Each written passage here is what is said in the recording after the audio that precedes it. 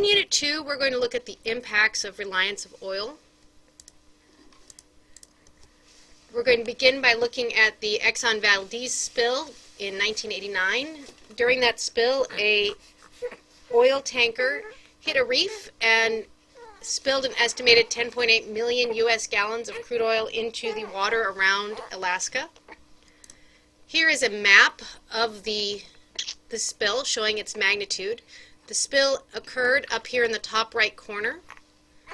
Roughly 2 months later and 470 miles away, we had coastlines still being affected by the oil.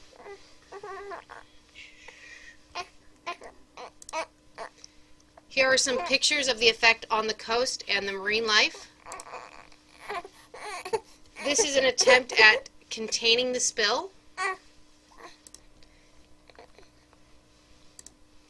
Cleanup efforts.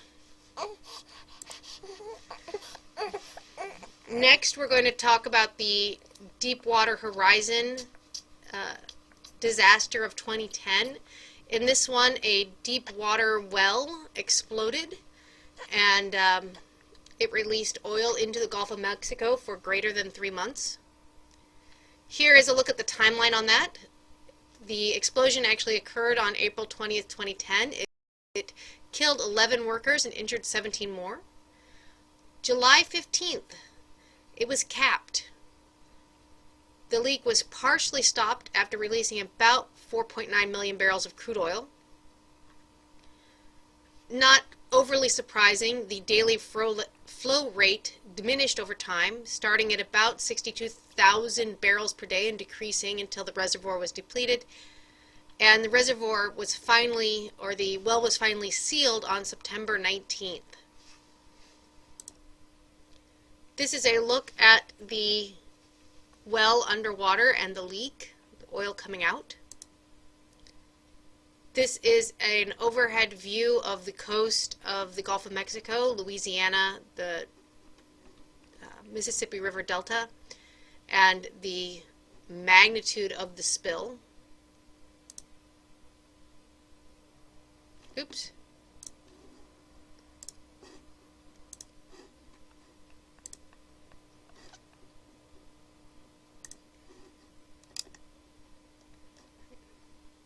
Here is a look on June 7th at the coast of Barataria Bay in Louisiana.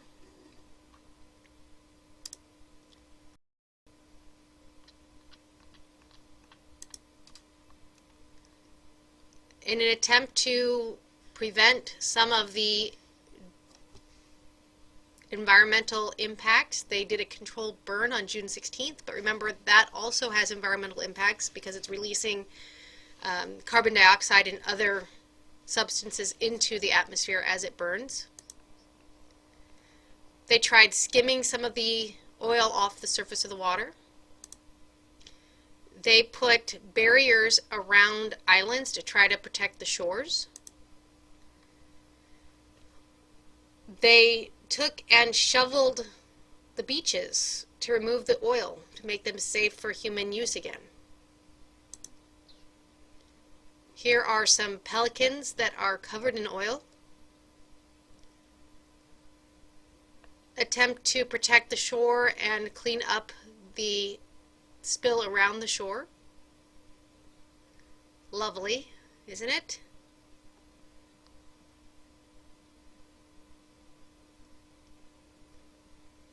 This plane is dropping a chemical dispersant on the oil in the ocean.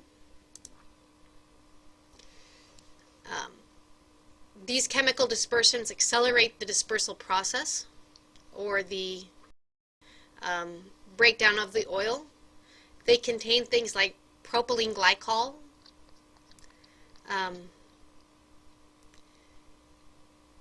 These substances, like 2-butoxethanol, I think that's butoxyethanol, have been related to workers' health problems.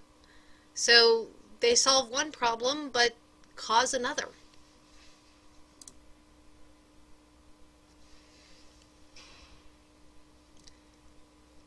August 3rd, they did a static kill by pouring heavy drilling fluids and injecting mud into the well.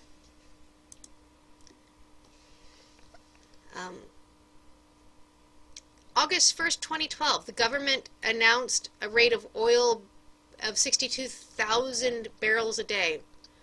This is more than 12 times faster than BP originally admitted.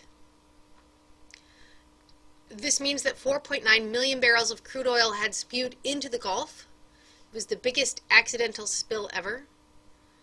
January 2013, BP was not fined for lying about the spill rates. January 2014.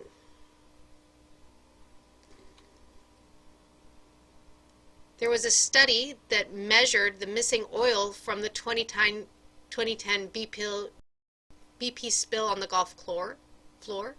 So the question is, they estimated so much oil had been lost, and it was never cleaned up or located, and turns out it was just lying on the bottom.